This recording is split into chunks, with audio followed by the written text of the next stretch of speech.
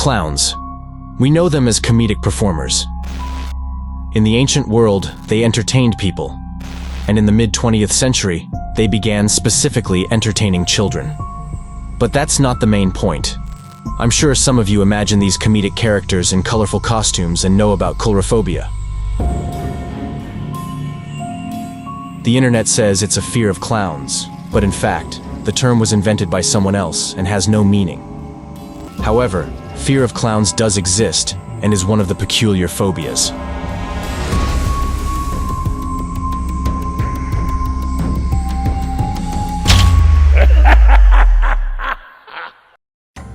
If we recall popular clowns, the list would be quite long.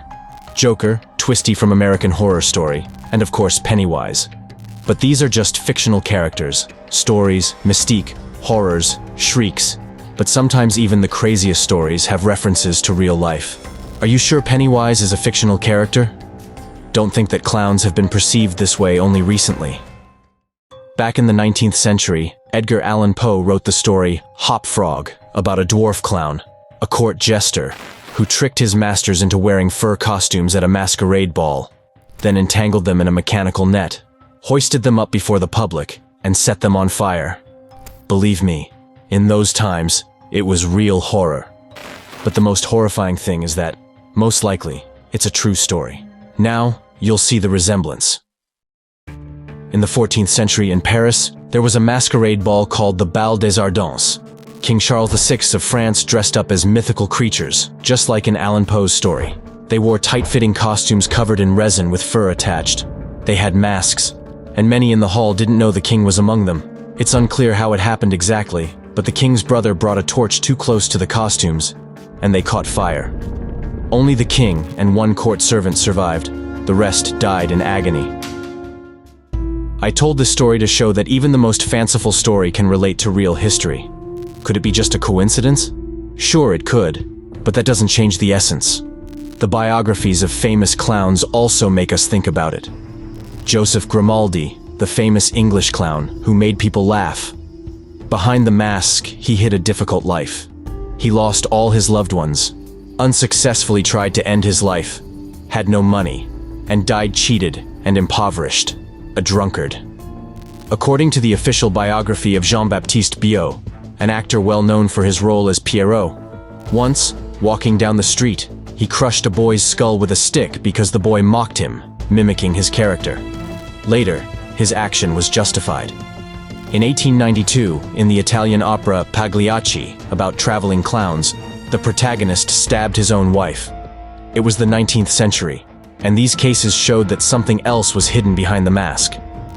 Often the fear of clowns arises because we don't know what hides beneath the makeup. We want to understand the emotions, but we are deceived. Ambiguity. Let's get to the point. Based on the video title, I'm mainly going to talk about a character from Stephen King's novel, Who Killed Children.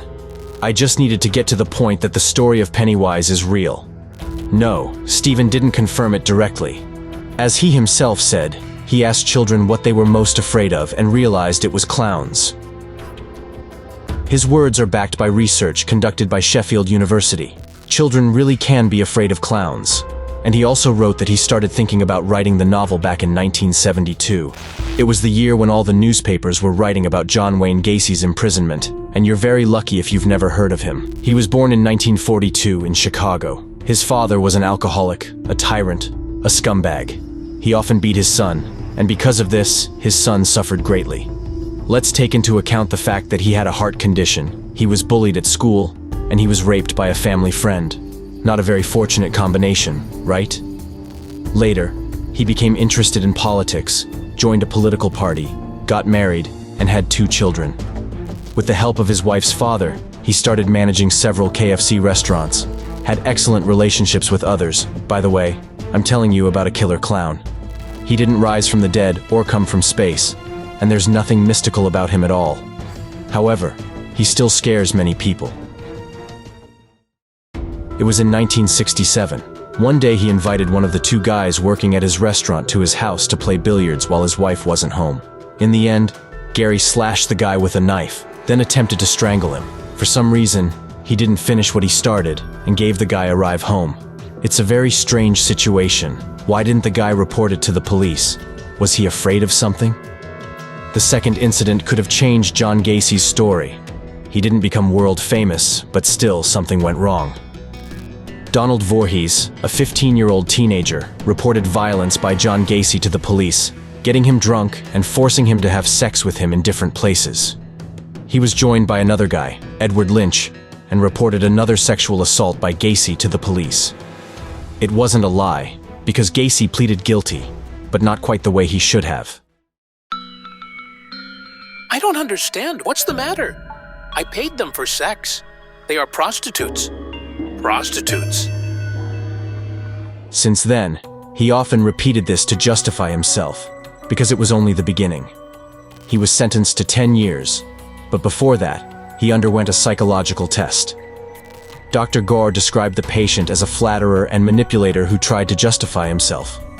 He could come up with an alibi in almost any situation, portrayed himself as a victim, and acted without thinking about the consequences. While he was in prison, he didn't hide the fact that he was convicted of corrupting minors, and his wife divorced him while he served his sentence. That should have been the end of the story, but Gacy's behavior was telling, and something went wrong. He was conditionally released just 2 years later, I suppose, thanks to his skill in manipulation. The likelihood of him being arrested again for antisocial behavior was very low. After his release, he miraculously returned to politics, started getting involved in various public affairs, bought a house on Somerdale Avenue, and started his own construction business.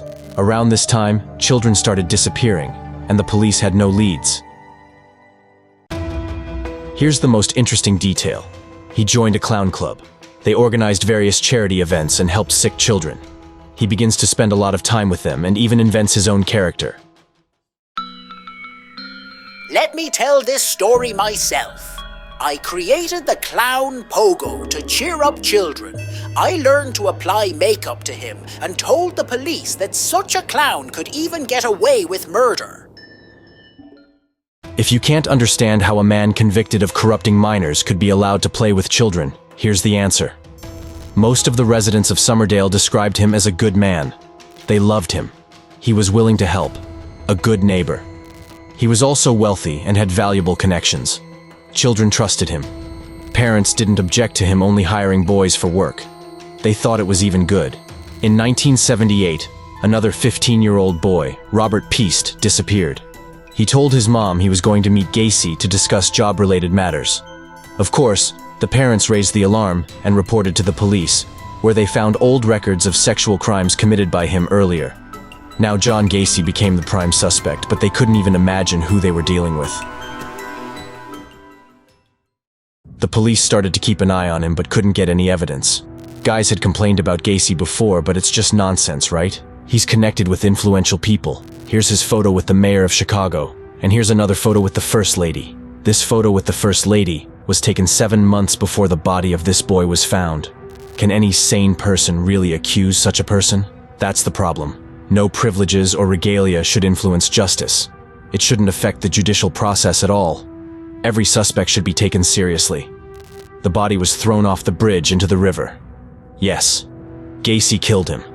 And not only him. 3 more bodies were found in the river. It's horrific. The police found out that he buried 29 more bodies under his house. The bodies belonged to boys aged 15 to 23. Sometimes he tricked them into coming to his house, showing his police badge to deceive them. He raped, tortured, strangled, and buried his victims beneath his house. When he ran out of space to bury them, he disposed of them at the landfill by the river. I don't want to delve into the specifics of what he did to them. It's quite horrifying to read. But here's an interesting tidbit. He wasn't just any clown. While entertaining children at parties, he used to amuse them with handcuffs, showing off tricks.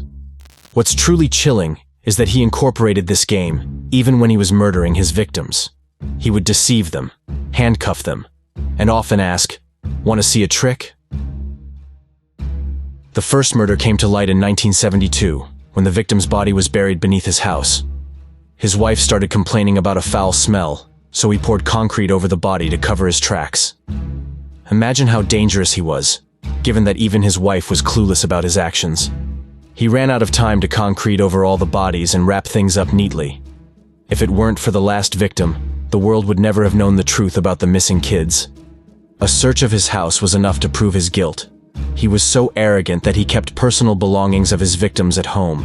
Even half of them had driver's licenses. He collected them. When police raided his house, they found pictures with clowns. When caught, Gacey was deemed sane and had to face trial, although he attempted to argue he had dissociative identity disorder. Just a couple of years before, there had been a TV series about dissociative identity disorder, and that defense worked for Billy Milligan. But this time, the court made the right decision and didn't react to Gacey's and his helpers' provocations. Everyone learned who Gacey was as if waking up from a dream. They didn't see what was happening right before their eyes. Suddenly, mothers realized they didn't want clowns around their children. They started having rather disturbing associations. They began losing jobs because of Gacey. They were no longer trusted. In the end, 33 boys were killed. At that time, his victim count was the highest among all killers. And I think he was extremely proud of it. He considered himself a great man. He collected books about himself, signed postcards with his horrifying quotes. In prison, he drew clowns and sold his works for staggering amounts. He even drew Pennywise. He liked this story and didn't feel guilty at all. On the contrary, he believed nothing would happen to him. When all the bodies were found, Gacey was sentenced to death. He and his lawyers desperately tried to appeal the sentence, which was carried out only 14 years later. He had a separate cell and his own mobile phone. He met with his fans, and I've already mentioned his paintings. Businessmen bought them to resell and donate money to the families of the deceased. Some bought them for their collections, others burned them right away. Many movies came out about Johnny. For example, Catch the Killer, or Gacey. There are many references to him in pop culture. For instance, in paranormal and American horror stories, such as South Park, and so on. The world will never forget this. If he hadn't been such a good manipulator, he wouldn't have been released on parole, and 33 boys would be alive. A terrible manifestation of the butterfly effect. The police believe he had sexual relations with around 100 minors of various ages, and it's unclear how many of them he killed. Only 33 bodies were found. Perhaps he killed in other cities. We can't find out now. According to many sources on the internet, a character like Pennywise was inspired by John Gacy. Who knows, maybe it's true. It's important to understand that evil exists not only in movies, it's all around us. The real actions of real people are much scarier than mystical stories. Much scarier. It was truly terrifying, wasn't it?